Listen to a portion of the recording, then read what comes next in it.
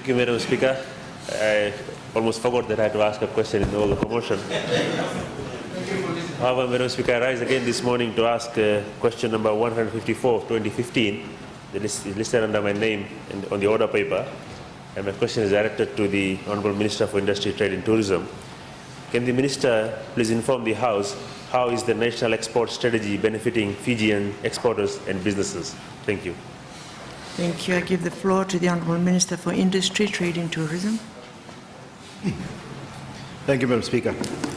Just to add a little bit more spice to what was said earlier, I only wish the Honourable Leader of NFP had turned up yesterday to the grants that were being handed out and accompanied the Leader of Opposition to see the joy,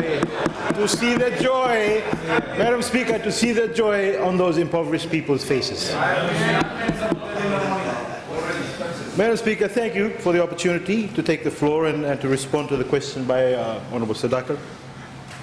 And I thank the Honourable Member for this very important question. Madam Speaker, the National Export Strategy is an important initiative of the Fijian government to enable our exporters to achieve competitiveness and value addition and export diversification and growth, Madam Speaker, in international markets. The Bainimarama government, Madam Speaker, has always strived to provide for all Fijians with opportunities to excel in trade and business. And this, Madam Speaker, has been possible by provision of targeted support and assistance.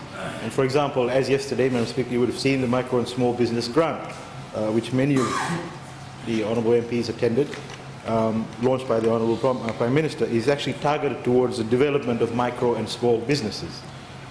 Madam Speaker, I wish to highlight that the National Export Strategy is specifically focused to exporters or businesses on the verge of exporting to develop their export capacity.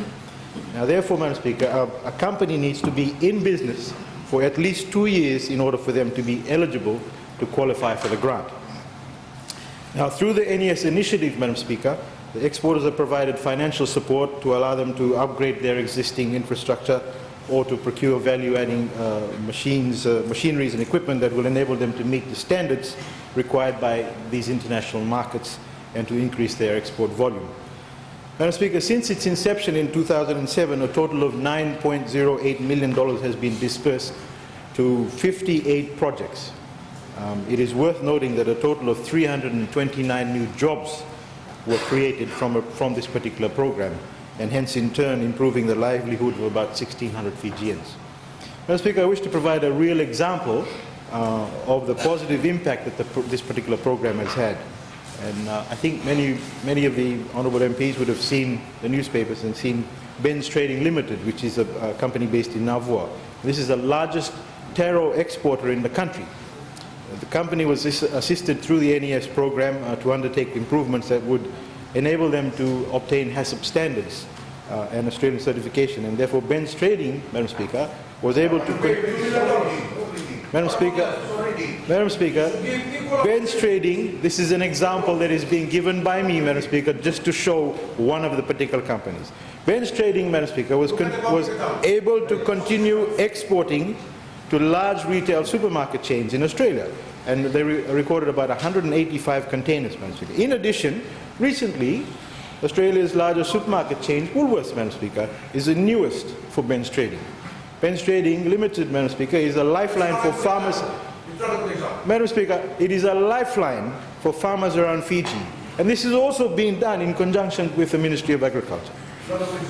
Madam Speaker, it is a ready-made market for more than about 70,000 local farmers, Madam Speaker. It's not just about Ben's Trading, it's 70,000 local farmers who supply taro and cassava for export. And the company also provides employment, Madam Speaker, for about 186 individuals in and around the Navua area. Madam Speaker, another positive impact of the particular program is that 25 companies have recorded increases in their production with a combined total of 5,232 tons from 2007 to 2014. And over the same period, the net increase in export sales of about $13,966,471 was also recorded. In addition, a total of 87 new markets, Madam Speaker, were secured. For example, markets in Canada, Dominican Republic, East Timor, and Sri Lanka, to name a few. Madam Speaker, in conclusion, the employment numbers and export figures will increase with the continued support from the government.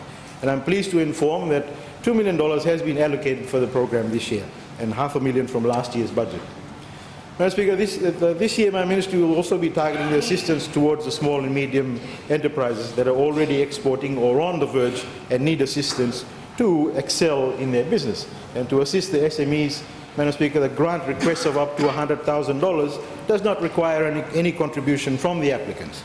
On the other hand, the large companies that request more than $100,000 in funding will obviously need to contribute 1/3 of the total request. This is a new criteria that will be utilized from this year, Madam Speaker, to assist the SME development and growth. I thank you, Madam Speaker. Thank you. Point of order. But Madam Speaker, Section 45(4) on answers, Madam Speaker, I think it's clear from reading written statements that go on for a very long time that what the Minister intends to do is give a ministerial statement, and there is provision in the standing orders for that. The only thing is when we allow this, this does not allow for the opposition parties to give their 5 minutes reply. It's really an underhand way of getting through that section. And I ask, Madam Speaker, that in future you keep that reading statements, which really should be ministerial statements, Madam. Thank you.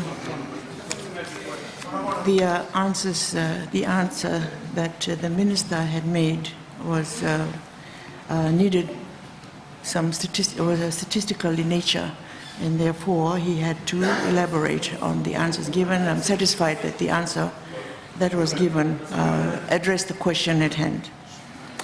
But we have supplementary question.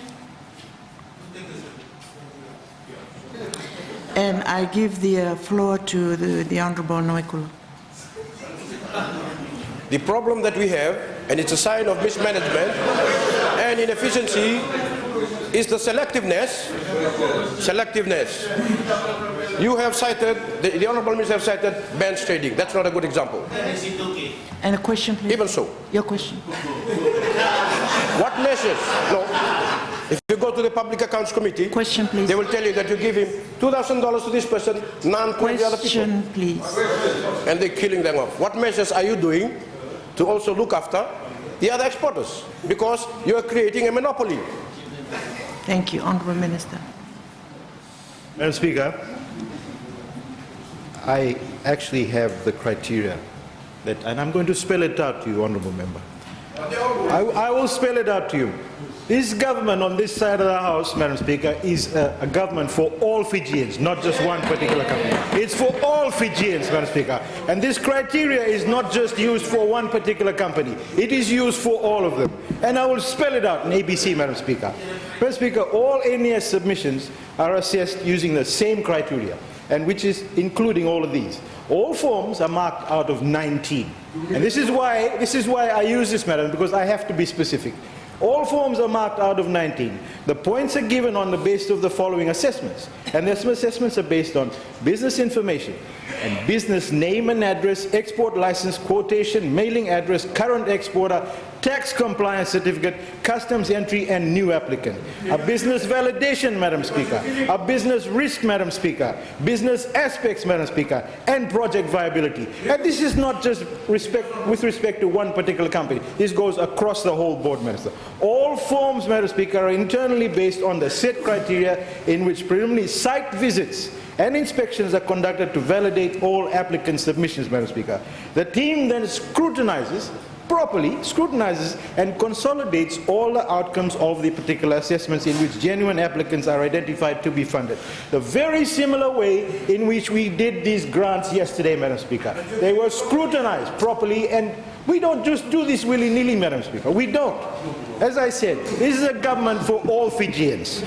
Madam Speaker, genuine applicants are identified and are then recommended to the NES committee, which comprises of not just my ministry, Madam Speaker. It comprises of representatives from the Ministry of Finance and Strategic Planning, Ministry of Agriculture, Fiji Revenue and Customs Authority, Fiji Exports Council, Ministry of Fiji Fisheries and Forests, Biosecurity Authority of Fiji, the Fiji Development Bank, and of course the Ministry of Industry, Trade and Tourism, and who further scrutinize and then recommend suitable and genuine applicants for funding to me.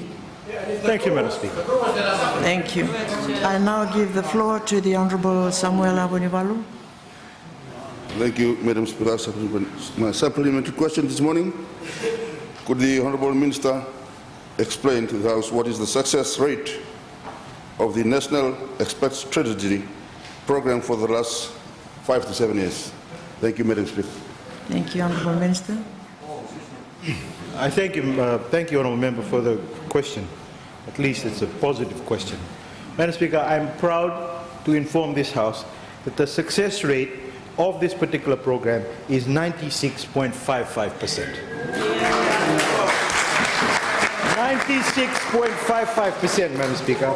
Therefore, 96.55% of companies that have been assisted have progressed in their ventures. And this, as I spelled out earlier, this again is only possible through the strict monitoring mechanisms that we have put in place, Madam Speaker. I thank you. Thank you. I now give the floor to the Honourable Josefa Dulaki-Barato. Thank you, Madam Speaker. I thank the Honourable Minister for his reply. It's unfortunate that the emphasis on the National Export Strategy is only on Fijian exporters. I come from Tailevu, and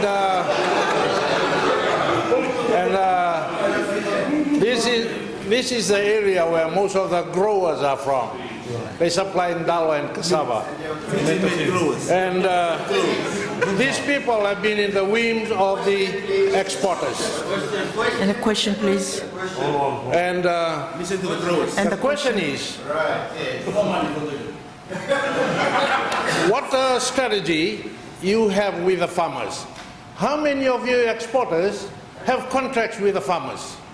How many of you? Because if there is a surplus of supplies, the farmers have nowhere to go. Thank you. And they are not protected because they are left to the whim of the farmers.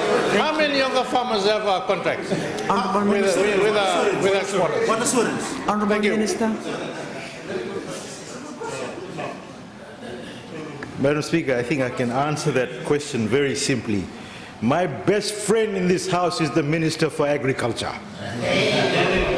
And he is the one who directs us in this particular program too. So nobody is left behind. And he's from Tailevu, by the way. And I will have this Honourable House know that you yourself and the Minister of Agriculture and I have shared grog in Tailevu. So we don't forget you, Madam Speaker. We don't forget them. Thank you. I give the floor to the Honourable Semesi Karavaki. Thank you, Madam Speaker. I thank the Honourable Minister for his answer and explanation. But there are some sectors, Madam Speaker, that are finding it very difficult to find markets. Referring to the hardwood industries, especially the pine forests, the only market is local. That is with the Fiji pine or the company in the West. Would the Minister explain to the House, Madam Speaker, what plan they have to assist, in this area, or owner of pine forests, to find markets that are not only locally, but they find the best markets, and that would refer to the markets available overseas, and not to be confined to the markets locally. Thank you, Madam Speaker. Thank you, Honourable Minister. I think that's a question that's irrelevant to the national export strategy. But obviously, if that question is raised, it's not something that's with my ministry. The pine doesn't fall under my ministry. If he asks the relevant minister, I'm sure he'll get an answer. Thank you. I give the floor to the Honourable Dr. Biman Prasad. Last supplementary question. Thank you, Madam Speaker. I can tell my friend, the Honourable Minister, that I met several of the awardees yesterday morning, and they're all very happy. And the National Export Strategy, Madam Speaker, is a good thing and needs to be supported.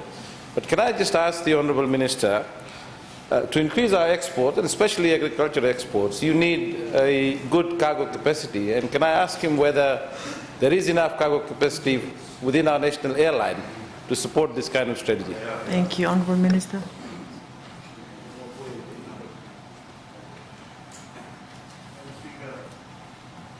I'm not sure if the honourable member has read the news, but from what I understand, Fiji Airways is bringing in another A330, and those A330s that we have purchased, Madam Speaker, have sufficient capacity at the moment. Thank you.